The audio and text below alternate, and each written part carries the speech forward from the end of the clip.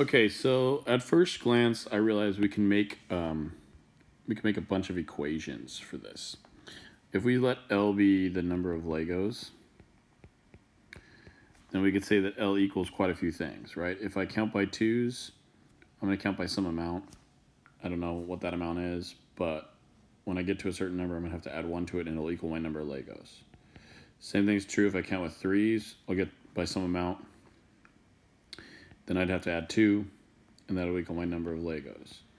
And we can just keep doing this. Like let's do a different letter each time though. 4C plus 3, 5D plus 4, 6E plus 5, 7F plus 6, 8G plus 7, 9H plus 8, and 10, let's not do I, it looks kind of weird, let's just skip 10J plus 9, and all of these equal L. Now, that's somewhat helpful at first, but it doesn't really do much for us. But then we have this basic idea, like what if, because this equation is not really helpful, but what if I just was to add 1 to all of these equations? Keep in mind, in order to add 1, I have to add 1 to both sides. So if I was to add 1 to both sides, it would look like this.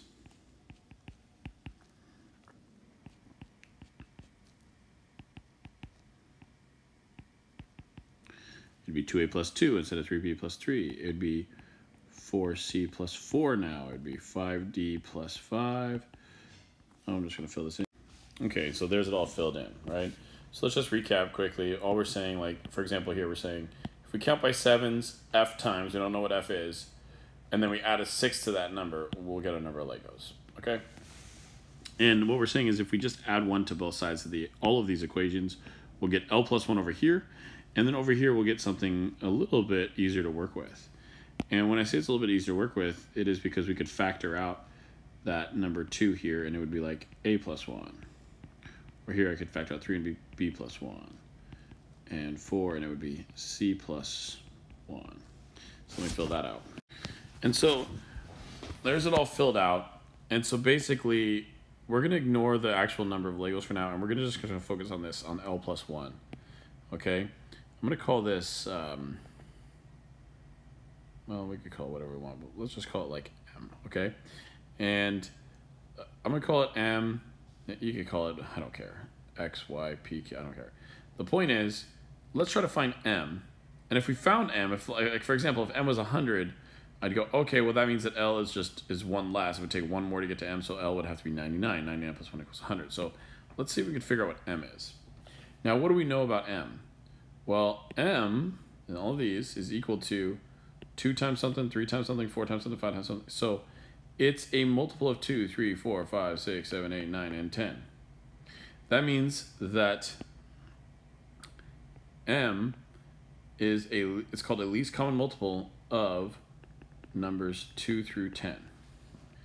Now, calculating a least common multiple is a little bit weird. I'm going to do that on the next page. I'm going to show you. We're going to calculate the least common multiple of 2 through 10. So to calculate the least common multiple of numbers 2 through 10, what you have to do is you have to break down numbers to all the numbers 2, 3, 4, 5, 6, 7, 8, 9, and 10 to what we call their prime factorization. What that means is just their prime numbers excluding 1. So that would be 2, that'd be 3, that'd be 2 squared, that'd be 2 times 3. I'm sorry, I shouldn't be putting these multipliers in there. Let me get rid of that. So let's do something like this. It'd be 2 times, oops, not 5. 5 is just 5. That'd be 2 times 3, that'd be just 7. That'd be 2 cubed, that would be 3 squared, and that would be 2 times 5. Now, in order to find the least common multiple, we only want to look at the maximum number of prime is in each number. So let me explain what that means. Like, see here how there's 2 cubed? Well, that means I'm going to have a 2 cubed in it, in my number. And so 2 already has a 2 in it. So I can just pretty much ignore 2 and 2 squared because I already know I'm going to have a 2 cubed in there.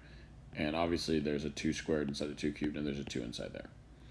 And also, like 3 squared, well, I already know that there's definitely has to be a 3 squared in there. So I don't have to worry about this 3. Also, I know there needs to be a 2 times 5 in there, so I don't have to worry about this 5. Okay.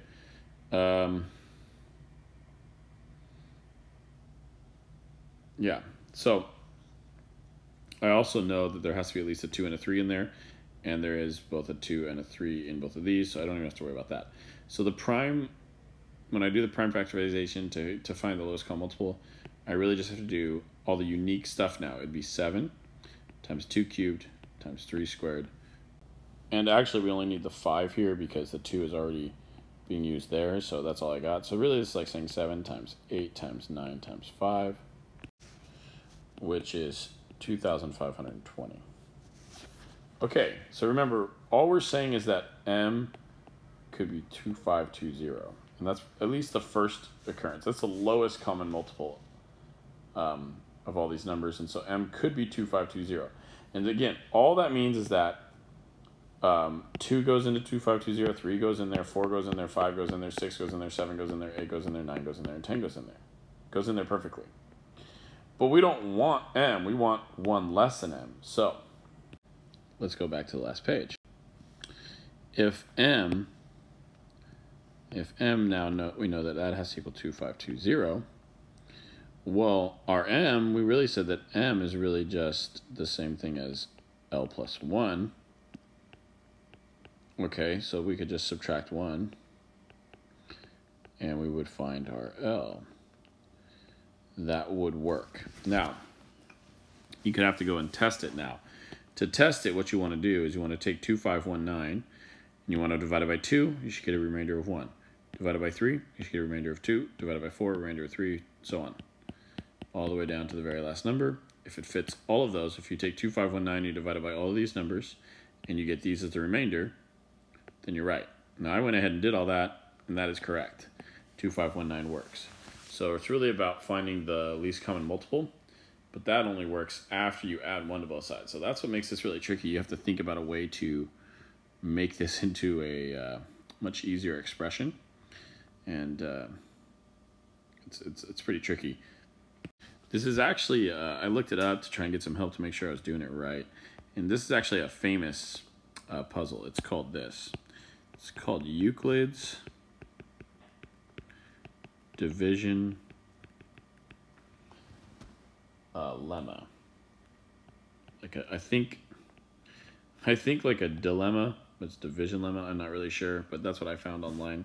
This is Euclid's division lemma, and there's different variants to this, but this is the same type of puzzle. So Euclid's division lemma problem. There you go. Hope that helps.